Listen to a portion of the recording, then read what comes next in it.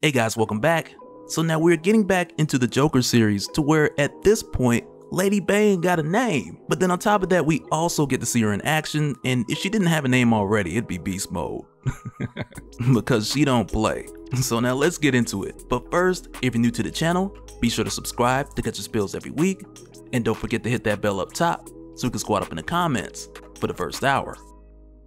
Alright, so when we jump back in with Jim Gordon, who at this point has found the Joker, and with doing so only realizing, like with the Joker telling him, that he wasn't the one who caused A-Day, which like I mentioned before, like it's one of those things you just take the Joker at his word for, because when you confront the Joker, regardless of how you find him, whether his back's against the wall or whatever, like he's gonna own up to everything he did. But on top of Gordon getting this fresh news, he also showed up just in time for the everybody thinks the Joker did it, so let's get him party. And amongst those heading in, we have this female Bane character who James Tynion has given us a bit more information about since, letting us know that this is the daughter of Bane who goes by the name Vengeance, which is an appropriate name with her believing that the Joker killed her father, but sooner or later I assume that she's gonna find out that it wasn't him, and at that point she'll need to redirect her vengeance. But with where this is going and how it's starting for her, like I'm digging it, because for the most part with everything that we've seen from her, it's been very little dialogue, which in some cases I feel like it tells a stronger or more effective story, because for her it just gives off the vibes that she's here for business. And even from the first time that we'd seen her like in issue 2, to where at the time most of the commentary was like Gordon going over his thoughts after getting the offer from Cressida, but while we're seeing that, we're also seeing the makings of this beast, with us seeing the journey of Vengeance starting in Santa Prisca, where she had taken a newer version of the Venom formula, which mixed well with her bloodstream, to no surprise, because I mean her daddy been on that stuff for years, so she's a Venom baby, at least to some degree before taking it. But with the quiet buildup in this mysterious group that's around her, who are all clearly showing some form of admiration to her father, with the masks and with the location, but even then, like with the little dialogue that we did get, they had asked her at one point if she knows who her enemy is, and all she had said was Joker, and when we saw that, we knew, okay, right off the bat, this is serious. And then after that, fast forward to now, where at this point the Joker has told Jim Gordon that one of the groups heading this way, they've already taken out his men in the trees, and when we jump over to Vengeance, it's like here where we see how that played out, because when the Joker's men saw Vengeance approaching with her soldiers, they had opened fire, but then Vengeance punched the tree, knocking the Joker's men out of it, only to then kick down the tree, impale them with it, and then stomp on their heads, which I imagine at that point just has the soldiers who are with her like, why are we here? Like, you got this, lady, I'ma be way in the back. But with this happening and Vengeance stunting like her daddy, so to speak, she makes her way closer to the house that the Joker's in, and she picks up one of these soldiers who fell out the tree and used them as a human shield. But if you ask me, like that's not even the worst part of like this piece right here, because this guy probably survived the landing from falling from the tree, because he's not the one who got his head stomped. But for this guy, it's the fact of after falling out the tree, he had then taken a headshot from his own team. So when Vengeance picked him up as a shield, like dude was already gone anyway. But then after using this guy to charge into the others, she then tears the rest of them apart limb by limb. But like this is what I'm talking about with her being a few words, but with just seeing the action, it tells you better than anything she could say that her determination just runs deep. And even on top of that, like the few words that she does say, they hit a lot different because she's not just here to discuss anything. But after running through these soldiers, she gets a visual on the Joker who's up on like the infinity glass balcony. She yells Joker, and next thing you know, she's in his face. And when she was approaching, like the Joker was like, what's black, white, and red all over? But she was just so fast, the Joker was like, okay, I'm gonna put a pin in that joke and I'm gonna let security do their job for a little bit. But then not too far behind, you have Jim Gordon watching all of this happen. And while he's watching it, he's really having this moment of like, hey, I could kill the Joker.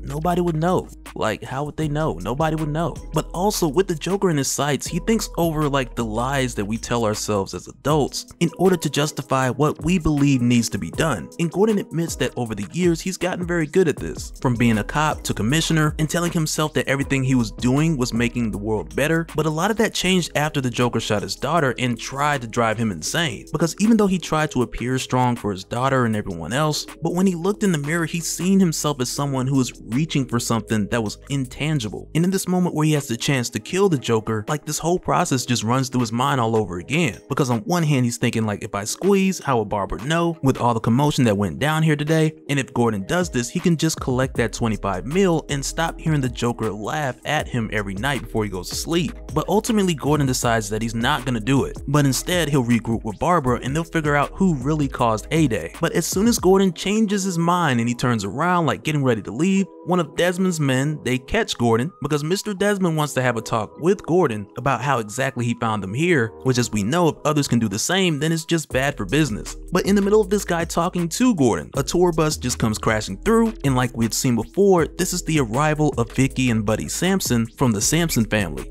who had made their way here to get revenge for Billy Sampson, who had died in the Arkham attack after being locked up in Arkham for the past 30 years. But with them showing up here and Vengeance already having her paws on the Joker, the Sampson family, they want to take the Joker back to Texas so they can eat him, while Vengeance, she wants to take the Joker to Santa Prisca so that her and the others can perform his execution. And because of that, there's a bit of a standoff here, like, who's gonna take him? But then the Joker, he then takes this opportunity to finish his joke from earlier when he had mentioned what's black and white and red all over, to where he then lets him know it's the canisters for the nerve gas that he had planted all around the house. And the Joker, he even goes as far to explain it like, I had to go and paint the canisters so it would make sense with the punchline of the joke. And from there, he just laughs hysterically while Vengeance gets out of there and everyone else just passes out.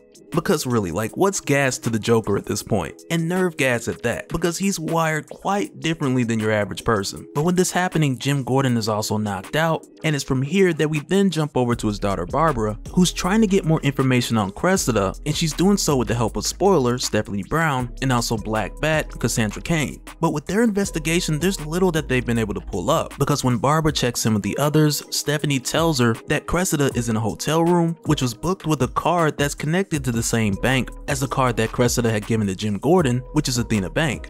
But the address to Athena Bank, it had only led Spoiler to Hudson Financial, which is one of the biggest banks in Gotham, which for us is like a giveaway because we know who Cressida's working with, but for Barbara and the others, it just seems like an intentional misdirect. But then on top of this, with Cassandra following Cressida around, she sees that Cressida's gone to the most expensive hotel in Gotham directly after meeting Jim at the airport. And since she's been there, she's just been lounging and swimming and getting deep tissue massages. And even with Cassandra checking Cressida's room, like, they came up with nothing. And the only exception to this that they found was when Barbara saw Cressida sign the check for dinner to where her signature read Cressida C, which had then gave Barbara the idea for Cressida's surname. But after all this legwork, that was all they had, which then more or less led to the point of Barbara just calling it a day. But even with seeing the way that Cressida moved after meeting her father, it gave Barbara the notion that Cressida knew that she was being watched, and while Cressida was at the hotel, that she was just there waiting for something, which at this point, that something is likely right behind Barbara.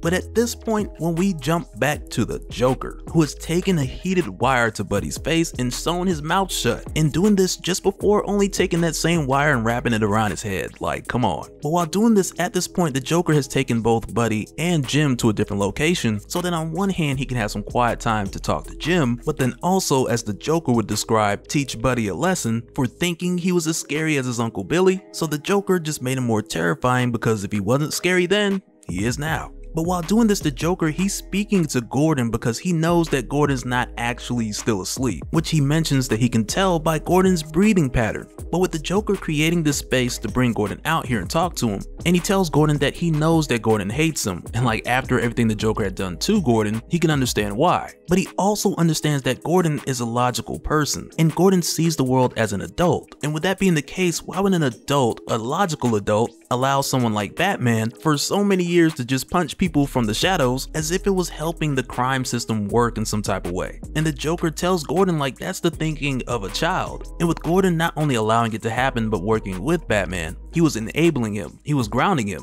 And with saying this, the Joker really calls Gordon out because he tells him that he was only using Batman to reach the people that Gordon couldn't, because the Joker knows deep down inside like Gordon doesn't believe that Batman could ever finish the job.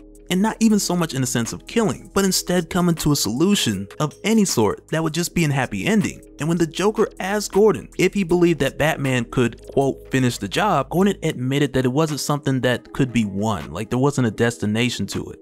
And like with this happening, it's very much like what Gordon described before, with the Joker saying what you're thinking and confronting you with these ideas that you don't necessarily even want to think about or talk about. Because from there, the next thing that the Joker says, it's very much what Gordon was thinking earlier. Because when he tells Gordon that deep down there's a part of him that believes that there's a definitive good or evil, he then tells Gordon that fighting evil doesn't make him good. And Gordon admits that he doesn't consider himself to be a good man, but he knows how to fight evil, which was exactly the part that the Joker wanted Gordon to say out loud. And with saying that, like the Joker, he tells Gordon, well, since you're a private dick now, I got a job for you. And he tells Gordon, like, I want you to solve a case for me. I want you to find out who pulled off the attack on Arkham Asylum. And initially Gordon's response is like, you did it. And with saying that, Gordon goes down the list of like motives that the Joker may have had and a lot of the reasoning that Gordon had came up with on his way down here, and more like the Joker having reasons to kill Bane. But then once again, the Joker hits him with the telling him what he already knows. Because earlier when we seen the Joker tell Jim that he didn't do it, it's here where the Joker then goes even further to tell him like if he did do it, or if he were to do it, he could list off more than 100 different ways that would be more interesting than the way it actually happened. Which immediately reminds me of the list of creative takedowns that we'd seen from the Joker way back when he quit the Legion of Doom because Lex Luthor was working with the Batman Who Laughs. So we know that the Joker can get super creative when he wants to.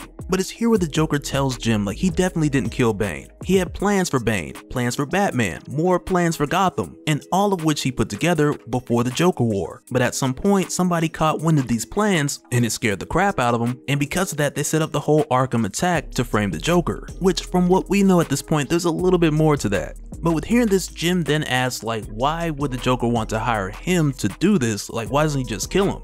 And the Joker lets him know like when Jim takes this case and he figures all this out, it's going to destroy that ideal that lives deep within him about good and evil. And when that's destroyed, it's going to break Jim. And it's going to be way worse than his experience at the amusement park. And after saying that, the Joker, he just walks off, laughing, of course, but he also leaves because he knows at any moment Vicky Sampson might show up or She-Bane, and because of that, he wants to make sure that he's not there when they arrive. But when he leaves, he still leaves Gordon tied up, and Gordon tries to break his way out of the chair, but doesn't quite work out. But then when Vengeance shows up, catching Gordon off guard, she just snaps the restraints off with her bare hands because she got paws like that. But as soon as she gets there and she frees Gordon, like he lets her know that the Joker's gone. And when Gordon tells her, there's like this quiet moment where she stands there and she just looks, and then she turns back to him and she asks him if he's James Gordon from Gotham City. And you can kind of tell for a moment there he didn't want to say yes, like he was like, why?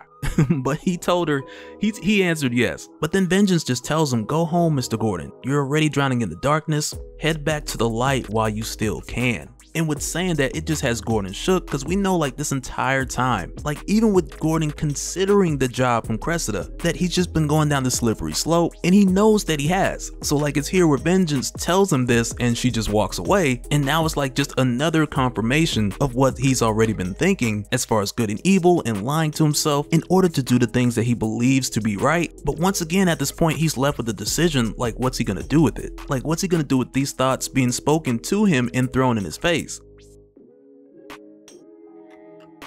And so now real quick, I want to give a special shout out to all the patrons. Thank you guys for all of your support. And for anyone who's new here who wants more information on how to support the channel, I got a link below to where you can go to patreon.com/dopespill. But that'll do it for this one, guys. Let me know your thoughts down in the comments below, and let me know what you guys think about Vengeance as far as what we're getting from her in the new Joker series so far. But let me know your thoughts down in the comments or over on Discord, and we'll do it again in the next one. Alright, later.